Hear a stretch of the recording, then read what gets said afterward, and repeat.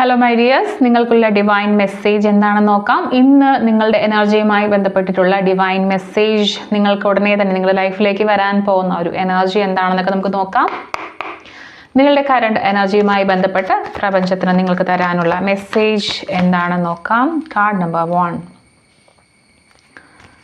നിങ്ങളുടെ ഉടനെ തന്നെയുള്ള ഫ്യൂച്ചറിൽ നിങ്ങളുടെ ലൈഫിലേക്ക് വരാൻ സാധ്യതയുള്ള കാര്യം എന്താണെന്ന് നോക്കാം. നിങ്ങൾ അതിനു വേണ്ടി എന്ത് ആക്ഷൻ എടുക്കണം എന്നുള്ള കാര്യം കൂടി നമുക്ക് നോക്കാം. എന്ത് ആക്ഷനാണ് നിങ്ങൾ എടുക്കേണ്ടത്? സോ നിങ്ങളുടെ കറണ്ട് എനർജിയുമായി ബന്ധപ്പെട്ടിട്ടുള്ള ദ എംപ്രസ് എന്ന് പറഞ്ഞ കാർഡാണ്.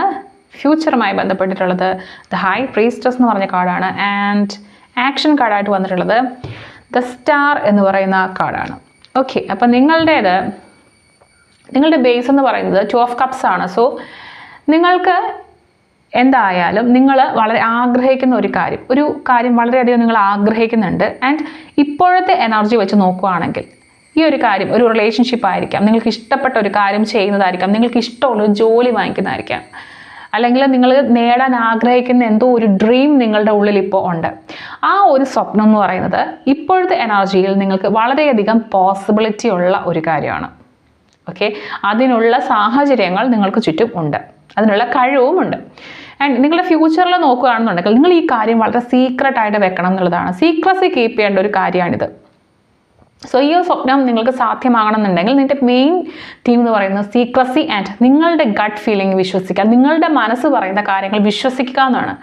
നിങ്ങളുടെ മനസ്സിൽ തോന്നുന്ന തോന്നലുകൾ അത് വെറും തോന്നലുകളാണെന്ന് പറഞ്ഞ് നിങ്ങൾ ഉപേക്ഷിച്ച് പോകരുത്. അതിന് നിങ്ങൾ വില കൊടുക്കണം, അതിനെ കേൾക്കണം. ആൻഡ് നിങ്ങൾ ചെയ്യേണ്ട ഒരു ആക്ഷൻ എന്ന് പറയുന്ന ഒരു കാര്യം, ദ സ്റ്റാർ എന്ന് പറയുന്ന ഒരു മേജർ ആർക്കാന കാർഡ് വന്നിട്ടുണ്ട്. സോ അങ്ങനെ വരുമ്പോൾ നിങ്ങൾ തീർച്ചയായിട്ടും ഈ സമയത്ത് വളരെ പ്രതീക്ഷയോടു കൂടിയാണ് ഇരിക്കേണ്ടത്. അതായത് നിങ്ങളുടെ മനസ്സിലെ നെഗറ്റീവ് ചിന്തകൾ വരാനുള്ള സാധ്യതയുണ്ട്, എല്ലാവർക്കും അങ്ങനെ ആയിരിക്കും. പക്ഷേ നിങ്ങൾ അതിനെ മറികടന്നുകൊണ്ട് പ്രതീക്ഷ എന്ന് പറയുന്നൊരു കാര്യം നിങ്ങളുടെ ഉള്ളിൽ കൊണ്ടിരിക്കുക. കാരണം നിങ്ങളുടെ ഇപ്പോഴത്തെ സ്റ്റേജ് ഒരു പ്യൂരിറ്റിയുടെ സ്റ്റേജാണ്. നിങ്ങൾ ആഗ്രഹിക്കുന്ന ഒരു കാര്യം പ്യുവർ ആയിട്ടുള്ളൊരു കാര്യമാണ്, അത് ആരെയും ദ്രോഹിക്കാനുള്ളൊരു കാര്യമല്ല. സോ അതുകൊണ്ട് തന്നെ നിങ്ങൾക്ക് കിട്ടിയിരിക്കുന്ന ആ ഒരു സ്പേസിൽ നിങ്ങൾ ഉണ്ടാക്കിയെടുക്കാൻ നിങ്ങൾക്ക് പറ്റുന്നൊരു എനർജി ഉണ്ട്. സോ അതുകൊണ്ട് നിങ്ങളവിടെ പ്രതീക്ഷ എന്ന് പറയുന്നൊരു കാര്യം കൈവിടരുത്. നിങ്ങൾ സ്പിരിച്വലി മൂവ് ചെയ്യുക, മെഡിറ്റേഷൻ ചെയ്യുക, നിങ്ങളുടെ മനസ്സിനെ ക്ലിയർ ആക്കി വെക്കുക. ആൻഡ് നിങ്ങൾക്ക് ആ ഒരു കാര്യത്തിലേക്ക് സാധ്യതയുള്ളൊരു റീഡിംഗ് ആണ് കിട്ടിയിരിക്കുന്നത്.